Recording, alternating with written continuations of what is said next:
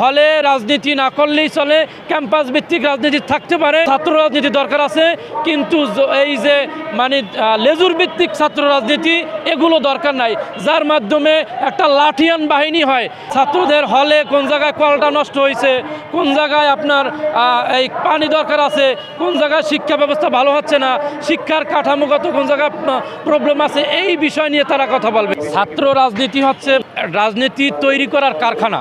যদি ছাত্র রাজনীতি না থাকে তাহলে রাজনীতি থাকবে না।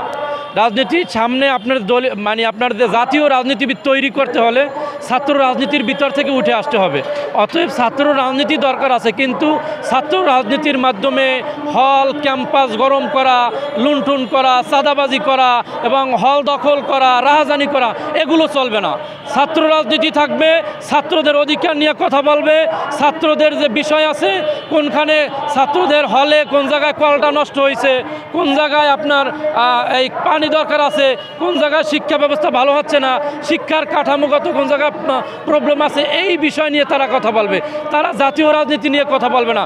তারা হচ্ছে যে এই জাতীয় রাজনীতি তৈরি করার জন্য, জাতীয় রাজনীতিতে ভালো রাজনীতিবিদ তৈরি করার জন্য কাজ করবে। অতএব ছাত্র রাজনীতি দরকার আছে, কিন্তু এই যে মানে লেজুর ভিত্তিক ছাত্র রাজনীতি এগুলো দরকার নাই, যার মাধ্যমে একটা লাঠিয়ান বাহিনী হয়।